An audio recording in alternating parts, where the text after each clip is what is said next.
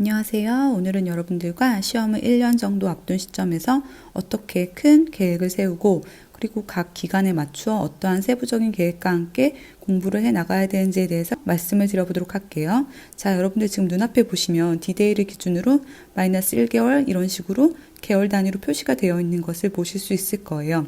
최장 마이너스 11개월을 시점으로 하여 계획표가 시작이 되고 있는데요.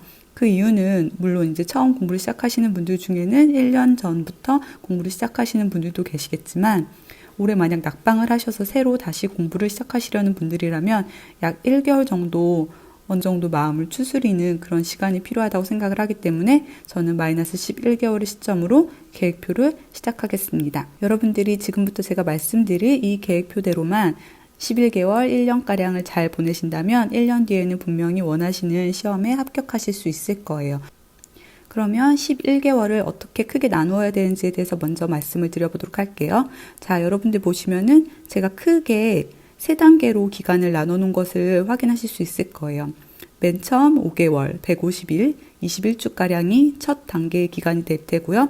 그 다음 기간은 3개월에서 약 3.5개월 정도 되는 두 번째 단계의 기간, 그리고 마지막으로 2.5개월에서 3개월가량에 이르는 3단계, 그렇게 3단계의 기간으로 크게 계획을 분류하셔야 돼요. 시험은 1년이라는 기간을 두고 달려야 하는 장기전이기 때문에 처음부터 마치 100m 달리기를 하듯이 전력 질주를 하시다 보면 정작 필요한 3단계 시점에 가서 굉장히 지치는 거를 경험하실 수 있게 돼요. 그렇기 때문에 1단계, 2단계, 3단계 각 단계별로 여러분들이 완급 조절을 분명히 해주셔야 한다는 거를 먼저 말씀드리고 시작을 해볼게요. 우선 공부의 1단계라고 할 수 있는 처음 5개월을 어떻게 보내야 되는지에 대해서 말씀을 드려볼게요. 자, 5개월이라고 하면 대략 150일 정도의 기간이 될 테고 그거는 21주 정도의 기간이 될 거예요.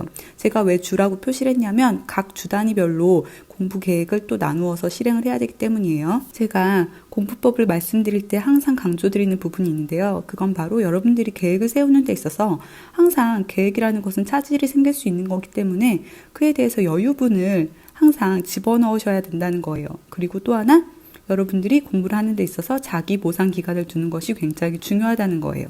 자, 그러면 여기 보시는 바와 같이 일주일이 7일이라고 볼 때 7일 중에 이틀은 하루는 여유분, 만약에 중간에 제가 5일간의 공부 계획을 실행하는 데 있어서 차질이 생겼을 때 그것을 보충해 줄 수 있는 여유분 데이로 하루를 잡고, 그리고 또 하루는 제가 일주일 동안 열심히 공부를 한 데 대해서 쉴 수 있도록 자기 보상 데이를 주는 것입니다. 그렇기 때문에 처음 1단계인 5개월은 21주이기 때문에 21주에 이틀씩 기간을 계산을 해보면 42일 정도가 나오는 것을 확인하실 수 있어요.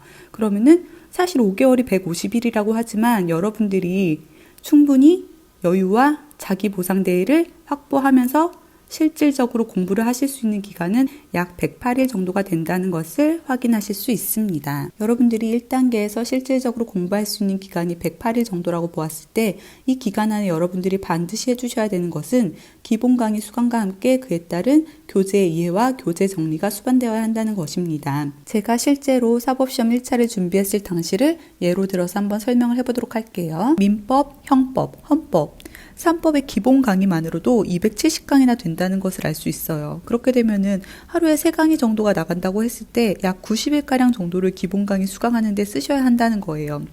하루에 기본 강의를 듣는 데 있어서 주의하셔야 될 점이 있는데요. 제가 이전에 올린 인강 영상에서도 이미 설명을 드렸지만 이때의 기본 강의 수강은 단순히 그냥 강의를 듣고 끝내는 거에서 그치시면 절대로 안 됩니다. 약 3-4시간에 걸쳐서 그날의 기본 강의 분량을 소화했다고 해서 절대 그 강의의 내용이 모두 자기 것이 될 수는 없거든요. 사실 기본 강의라는 것은 그 수강하는 목적은 그 강의를 듣는 데 목적이 있는 것이 아니에요. 제가 주 교재로 정한 그 책을 이해하는데 그리고 그 교재를 정리하는 데 도움을 주기 위한 보조수단으로서 기본 강의를 듣는 것이라는 것을 절대 잊으시면 안 돼요.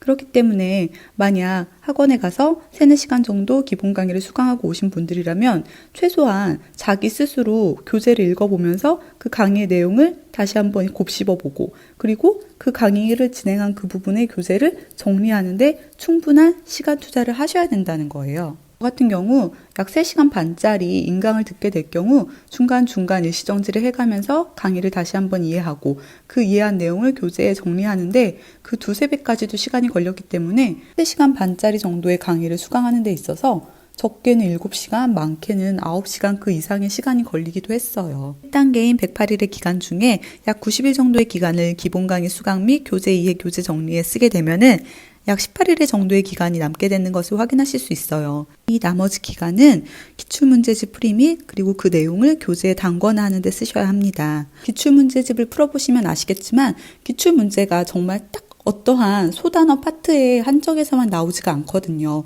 약간 여러 파트에 걸쳐서 비교를 한다든지 그런 식으로 출제가 되기 때문에 저는 매일매일 기출문제집을 푸는 것보다는 약 일주일 단위로 끊어서 일주일이 지나는 그 공부량에 해당하는 부분을 기출문제집을 풀고 그리고 그 내용 중에서 제가 모르는 부분을 교재에 단권화하는 작업을 반복을 했어요. 그 다음 2단계의 기간은 시험으로부터 약 6개월을 앞둔 시점부터 3개월 내지 2.5개월을 앞둔 시기까지 약 3개월에서 3.5개월에 이르는 기간을 말하게 됩니다. 이 2단계의 기간에서는 아마도 대부분의 학원에서 해당 시험에 관련한 진도별 모의고사를 진행하게 될 거예요. 이 기간에는 진도별 모의고사를 성실히 따라가 주시는 것이 중요해요. 실제로 해보시면 아시겠지만 생각보다 매일매일 해당 진도별 모의고사에 해당하는 부분을 공부를 하고 가서 시험을 보고 또 시험 문제를 꼼꼼히 다시 한번 확인을 하면서 내가 제대로 알고 있는 것인지 아니면 모르는 부분이 있는 것인지 그 부분을 확인하는 작업을 하는데 하루가 부족하다는 생각이 들 정도로 결코 쉽지 않은 과정이 될 거예요. 이 2단계 기간까지는 여러분들이 공부를 하시는 데 있어서 매 주마다 여전히 여유분과 자기 보상을 꼭 넣어주시는 게 중요해요. 실제 시험의 당락을 좌우하는 것은 3단계에서 여러분들이 얼마나 막판 스퍼트를 제대로 올리느냐 여부에 갈려있기 때문에 이 기간에는 여러분들이 진도별 모의고사 그것을 잘 따라가 주시는 것만으로도 2단계에서 해주셔야 될 공부는 충분히 다 하셨다고 보시면 됩니다. 그렇다면 진도별 모의고사를 수강하는 데 있어서 문제풀이 강의를 함께 수강해야 되는가라는 궁금증이 생기실 것 같은데요. 네, 저는 들으시는 것이 더 좋다고 생각을 합니다. 다만 그 문제풀이 강의를 듣는 데 있어서 단순히 수동적으로 그냥 그 자리에 앉아서 아 그렇구나 이런 식으로 듣는 게 아니고 저 같은 경우에는 굉장히 제가 주도적으로 나서서 그 문제풀이 강의를 수강을 했어요. 선생님이 강의를 마치시는 그 시간까지 저는 오늘 제가 푼 이 문제들을 모두 복습을 하고 교재에 그 내용을 단권화시키겠다는 그러한 마음으로 강의를 수강을 했어요. 지금까지 제가 말씀드린 이 1단계, 2단계의 과정을 잘 따라오신 분들이라면 기출문제집, 그리고 진도별 모의고사 문제들을 통해서 각 중요한 부분이 어떠한 부분인지가 파악이 되는 잘 단권화된 교재들을 한 권씩 가지고 계시게 될 거예요. 약 2.5개월에서 3개월에 이르는 이 마지막 3단계의 기간 동안 각 단권화된 교재들을 얼마나 제대로 여러 번 반복해서 읽느냐에 따라서 결국 여러분들의 합격의 당락이 좌우되게 될 것입니다. 제가 사법시험 1차를 준비하던 그때를 기준으로 보면은 약 시험까지 진도별 모의고사를 끝낸 때로부터 10주 정도의 기간이 남게 돼요. 이때부터는 서서히 스퍼트를 올려주셔야 되는데요. 사실상 시험을 앞두고 약 2주 정도 남은 시점부터는 단 하루 1시간도 마음 편히 쉬실 수가 없을 거예요. 그렇기 때문에 그 2주 정도의 기간을 제외한 약 8주에 해당하는 8일 정도의 기간을 빼고 실질적으로 여러분들이 공부를 하실 수 있는 기간을 62일 정도라고 보시면 될 것 같아요.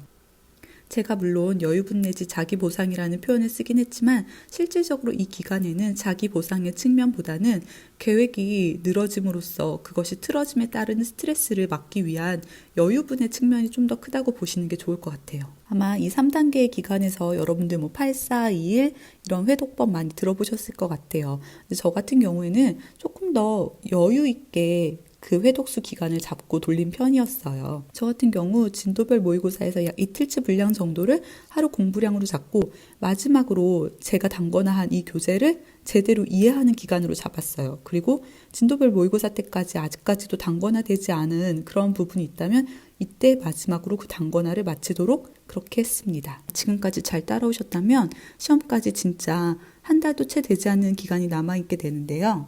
여기서 정말 중요하고 그리고 무서운 사실은 뭐냐면요. 아무리 여러분들이 지금까지 약 10달이라는 기간을 너무나 성실하게 잘 따라오셨다고 하더라도 이 남은 한 달 정도의 기간을 제대로 막판 스퍼트를 달리지 않으시면 결코 합격하실 수 없다는 거예요. 여러분들이 지난 10달 동안 열심히 달려오신 그 노력들이 헛되지 않게 하려면 이 남은 한 달 정도의 기간을 여러분들이 그 공부한 내용들이 빠져나가지 않도록 붙잡아 주시는 게 굉장히 중요해요. 여러분들이 지금까지 잘 따라오셨다면은 여러분들이 기본서를 읽어 나가시는 데 있어서 어떠한 파트를 봤을 때, 이 파트에서는 어떠한 부분이 문제가 되지? 어떠한 부분이 중요해. 그러니까 이러한 부분이 출제될 수 있어. 이러한 부분들이 즉각 떠올리실 수 있으실 거예요. 이 기간에는 여러분들이 계속 기본서를 읽어 나가시면서 떠오르지 않는 부분이 있다. 막히는 부분이 있다. 이러한 부분들 위주로, 그리고 중요한 부분들 위주로 그렇게 공부를 해 나가셔야 돼요. 더 이상은 이해하는 시기가 아닙니다.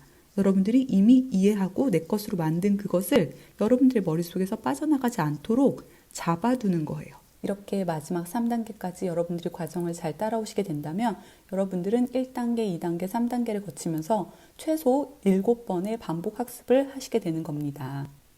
저 같은 경우 시험을 준비하는 데 있어서 체력적으로도 부담을 많이 느꼈기 때문에 막판 스퍼트를 위해서는 1단계, 2단계의 과정에서 충분한 휴식을 동반하면서 공부를 해나가는 것이 굉장히 중요했어요. 체력적으로 뒷받침이 돼주시는 그런 분들이라면 제가 제시한 이 계획표보다 더 열심히 더 달리셔도 괜찮아요. 하지만 저를 비롯한 그냥 보통, 어떻게 보면 약간 보통 이하의 체력을 가지신 분들이라면 제가 제시한 이 정도의 계획표만 잘 따라와 주신다면 결코 합격을 하는 데 있어서는 모자람이 없다는 것입니다. 고시 공부는 절대로 단기전이 아니에요. 그렇기 때문에 장기적인 계획을 여러분들이 세워두시고 각 단계별로 그 단계에 맞는 강약 조절을 해 가시면서 그 단계에 필요한 공부 부분을 잘 소화해 나가시면 여러분들은 1년 뒤에 분명히 합격하실 수 있을 거라고 보장합니다.